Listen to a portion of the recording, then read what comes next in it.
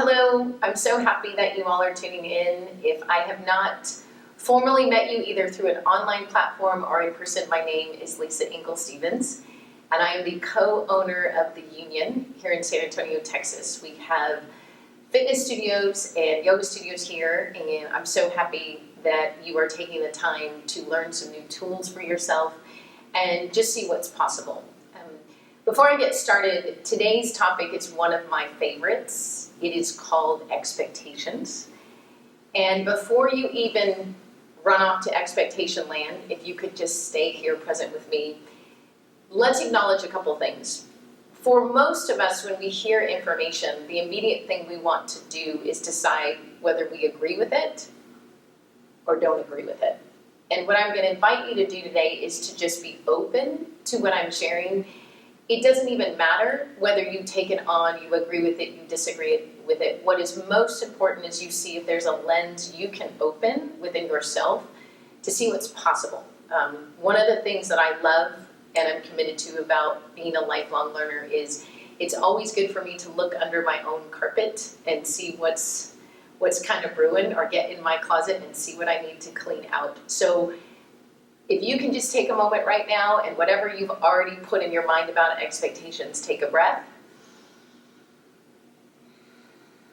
and clear it out. That would be fantastic.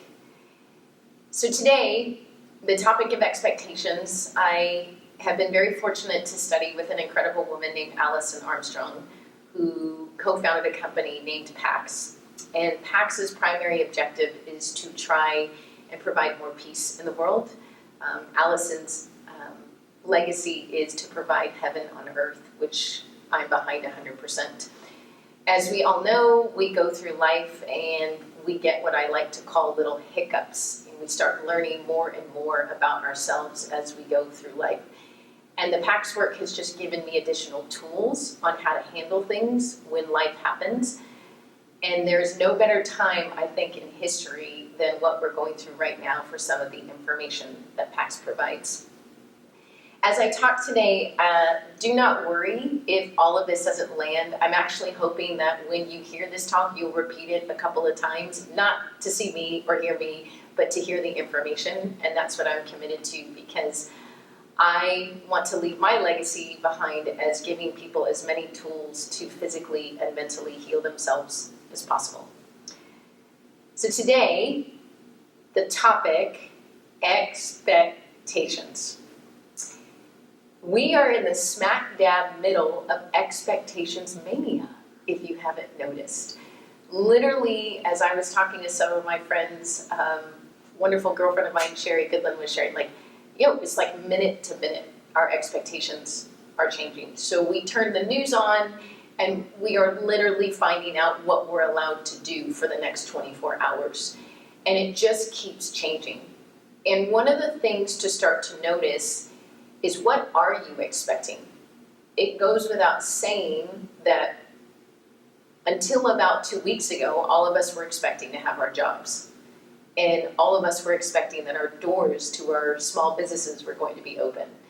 And all of us were expecting our children to be in school, and that we could go outside and we could be with our friends and we could attend social settings and we could expect to go to the movies and we could expect to find toilet paper when we go to the grocery store. And right now, all of these expectations are being set up. And the first thing I want you to realize is it is normal to have your attitude and your energy affected when an expectation isn't met. What is an expectation? It's something that we think we should be doing or should be saying or should happen. We literally sit there and we just expect that something is going to happen because we've thought of it. And where this can get tricky is when an expectation is met, we actually don't get a lot of fulfillment. One of my favorite examples to give is the airport. When our flight is on time, it's not as if we walk off the plane thanking everyone because the flight was on time, and thank you for flying and getting us there safe. Most of the time these days, you look on a plane, everyone's knee deep in their cell phones. They couldn't even tell you who was on the plane with them. They get off the plane and they're already running to the next thing. They just expected the flight to be on time. I'm guilty of it. That doesn't make me a bad human. That doesn't make you a bad human if you have the same expectation. But this is where it gets fun. Just notice when your flight is delayed, or the possibility that your flight is going to be canceled. In that moment, an airport can turn into complete calmness, and the moment that's announced or posted, it is insane what happens to us. We trigger something that we refer to in PACS as human animal, meaning tension builds up in our body, all of a sudden we go into survival mode, and we are truly turning adversarial, right? And the more and more I've learned PACS information, it's just helped me expand my compassion and understanding when my expectations aren't met, who I become.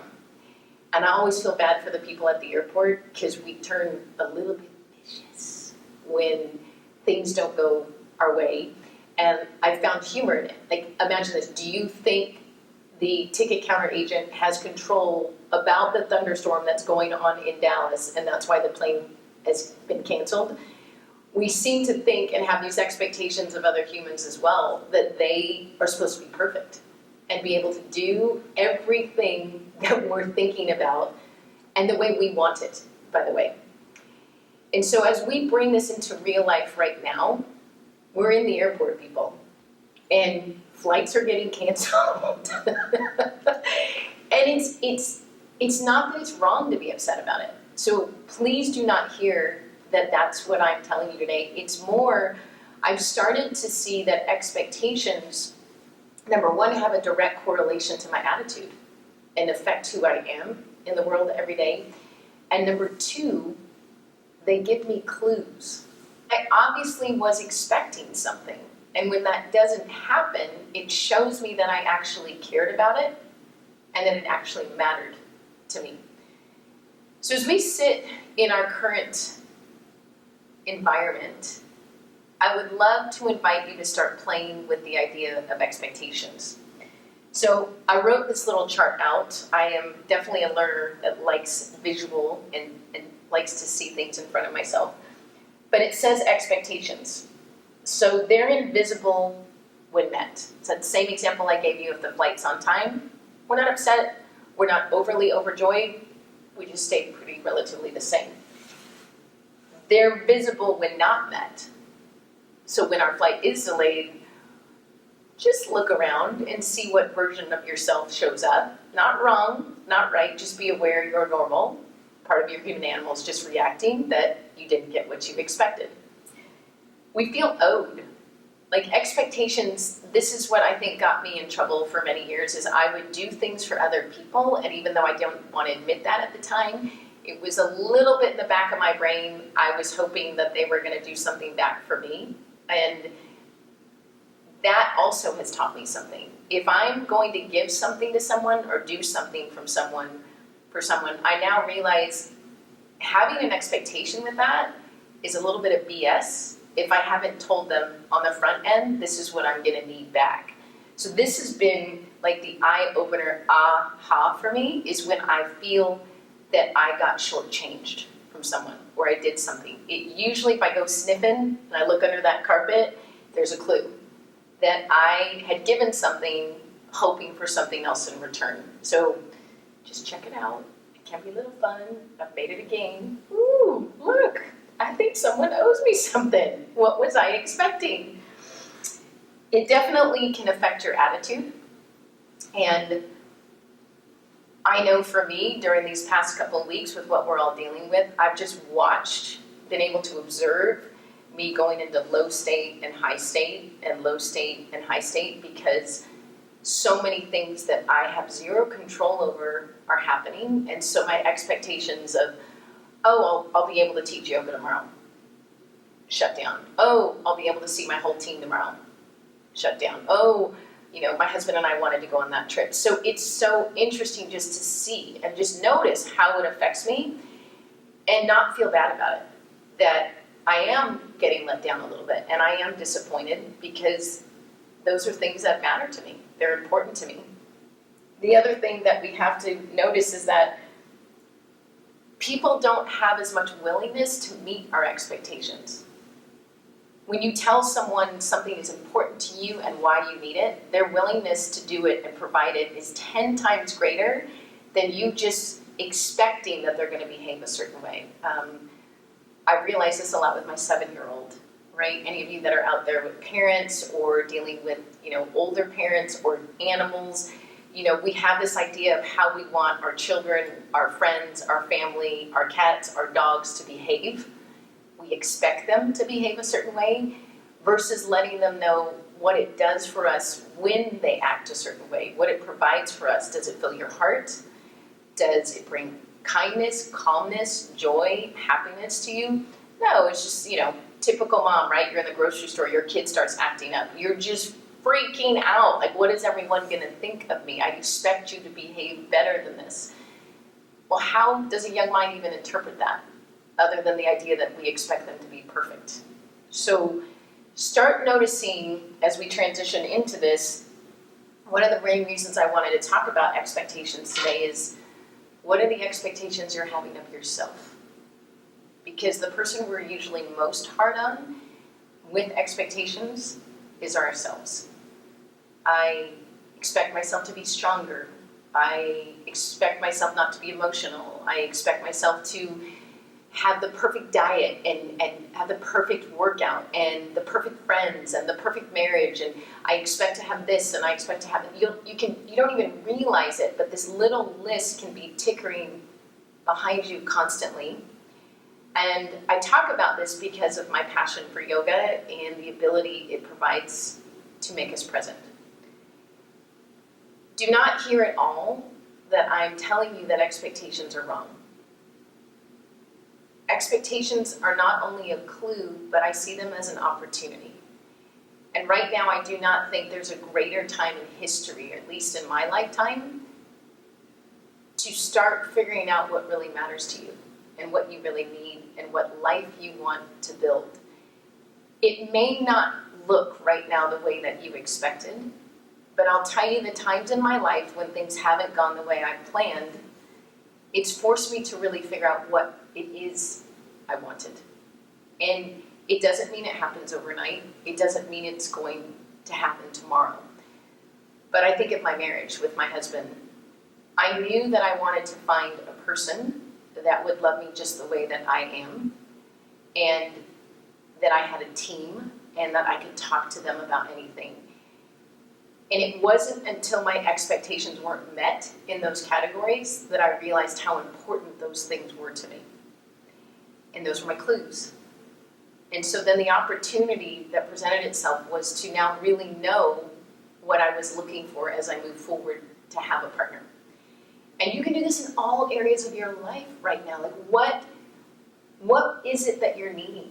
What is it that you're wanting? How are you visualizing your life in the next 6 months?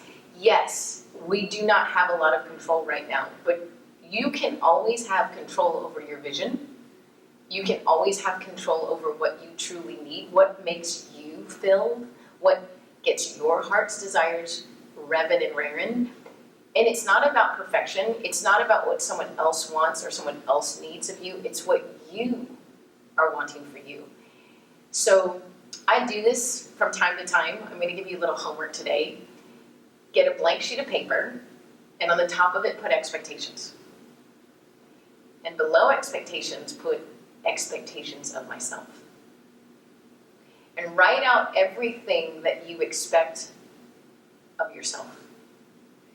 And then just look at them and think, well, do I expect this of myself? Or is this something I need? Is this something that makes me actually happy?